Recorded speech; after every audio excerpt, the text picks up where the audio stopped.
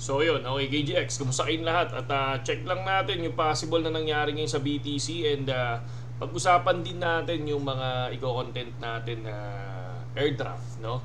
So tingnan natin. So far ito yung sa BTC natin mga Lodi. Kung mapapansin naman natin, kung guguhit tayo dito sa area, ito muna, i-check muna natin to. So ito yung ginawa natin na position nung nakaraan. Nung nakita nyo na na-break si 65,100, so bumagsak siya mga Lodi, di ba? Nag-video tayo na hindi ko na support si 65,100 at nilipat ko yung support ko sa 64,050 or 64,100 mga Lodi, no? And then the next resistance natin is 67,100 mga idol. Nandito siya sa area na to. Ayan, yung area na yan. 67,100. So lagyan na natin ng 67,100 para wala tayong ma-miss. 67,100. So, ayan. So far, kung mapapansin natin, itong mga resistance, itong support na to, no?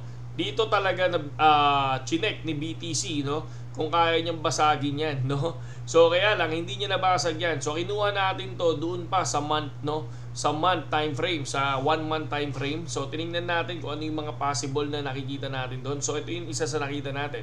And then kung mapapansin nyo, sa 60 once nung na-reject siya dito sa area na to, tumuloy siyang lumipad mga Lodi, no?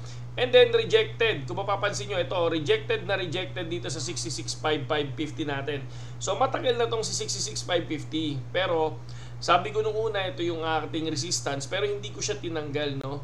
Hindi ko siya tinanggal. Pero ang pinaka-resistance natin talaga is 67,100. Pero nilagay ko lang si 65,550 for reference kung ano ba yung possible na pwede pang maging resistance natin bukod sa 67,100. So far, ito, nakita ko yung rejection dito sa area na to. Pero kung ako naman, dito na ako papasok sa 67,100. No, nasa inyo mga Lodi kung papasukin niyo tong 66,550. Okay? Nasa inyo yan. So ako hindi ko sure, no, kung papasok ako dito kahit na na-reject siya ngayon. So far nandito ako sa 67,100 and 64,050. Okay? So yan yung nakikita natin ngayon. Sa 1 day time frame naman, kung titingnan natin, sa 1 day time frame, kung mapapansin natin talaga, pababa talaga market oh. Pababa pa siya, no? So possible, syempre itong area na to, no? Itong area na hindi pa naman tapos yan. So pwedeng gumanyan yan. Tapos kung guguhit ka naman ulit, isa pa. Kung guguhit ka pa ng isa sa something dito sa area na to,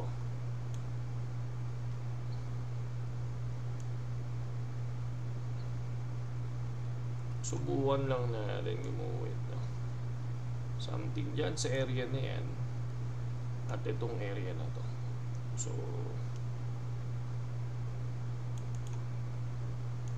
kunin natin. So yan.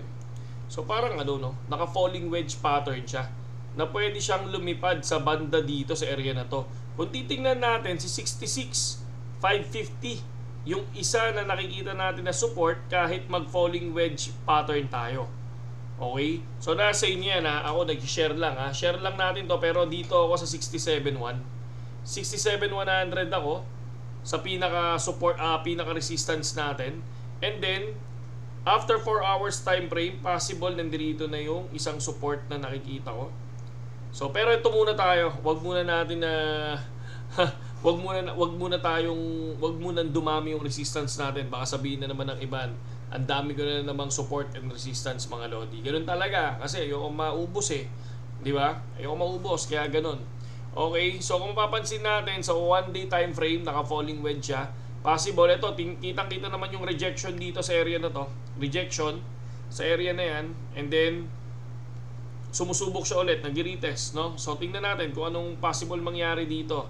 Nasa inyo ha kung papasok kayo ng 66,550. Okay? Nasa inyo yun mga Lodi. And then ang pinaka-support natin sa ilalim 64,050. Okay?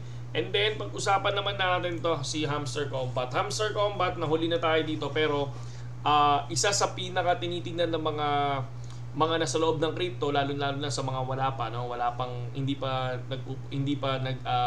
nakakasubok ng crypto or hindi pa nakakapasok sa crypto or wala pang alam sa crypto, no. isa ang airdrop sa kinukuhanan nila ng profit. Okay? So napakadami niyan, napakadami. Kaya lang kapag ka may airdrop kasi, syempre dapat may games, no, tulad nito, hamster, meron pa seeds, no, meron pa yung meron pang isa yung parang combat type na inaaral ko din kung maganda bang i-share, no. So far si Hamster Combat ang isa sa okay i-share ngayon. So follow nga natin to kasi una, libre lang, no, libre. Hindi ka kailangan magbayad 'di ba? Libre lang kasi una, walang mawawala sa iyo, 'di ba? Walang mawawala sa iyo dito kay Hamster Combat kasi wala ka namang ilalabas sa pera, 'di ba? And then magmamine ka na magmamine ng coin nila, yung Ton coin. Okay? So kung mapapansin nyo, dito rin nanggaling yung si Notcoin, di ba? So biglang lumipad yon. So napakadaming may Notcoin before na nakuha lang nila sa airdrop tapos sabay biglang biglang lumipad. Ang dami pang biglang yumaman doon, di ba? So yan, isa to, no. Subukan niyo tong Hamster Combat, yung link nito sa description natin.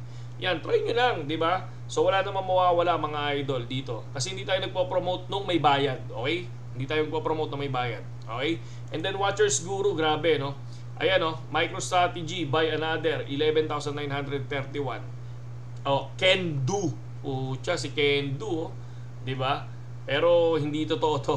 Ito ang totoo. Bitcoin ang binili niya, okay? So, solid na solid yan. Sana, okay, lumipad. I think baka biglang lumipad kanina, no?